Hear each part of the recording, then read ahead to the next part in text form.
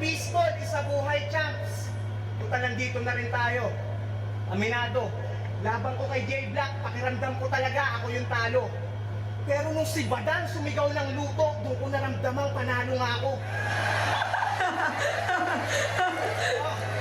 Bobo kasi si Badang eh. Defender na insulto sa aking punto na pahaging. Kasi yung kuro-kuro tungkol sa luto, di ba anggulo niya nga rin? Pinatunayan mo lang sa amin, nakautak mo yung Darwin. Naniniwala sa teoryang sa unggoy lang din ang galing.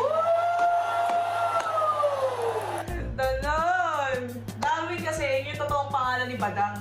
Connected siya dun sa nakadiscover ng evolution of human.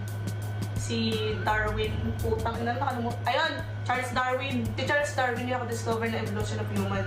Tapos, yun nga, theory lang yun. Yung evolution of human yun, na nanggaling doon tayo sa unggoy. Hanggang yung theory yun, hindi pa yung napapatunayan, hindi pa yung facts. Kinonect na kay Badang. Na puro theory lang. Ulitin natin. Last ito. Puta, nandito na rin tayo. Aminado, laban ko kay J Black, pakiramdam ko talaga ako yung talo. Pero nung si Badang sumigaw ng luto, doon ko naramdamang panalo nga ako. Si Badang kasi ano eh, parang siya yung bobo sa rap battle. Yun yung, ano yun ah, parang yun yung branding niya. I don't know branding. Pero marami kasi katakaan si Badang eh. Like, meron siyang battle dati na sinabi niya, I born to be fight.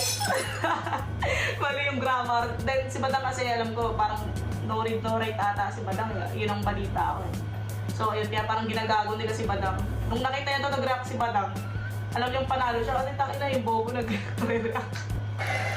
Yung Badang Defender na insulto sa aking punto na pahaging. Kasi yung kuro-kuro tungkol sa luto, di ba anggulo niya nga rin?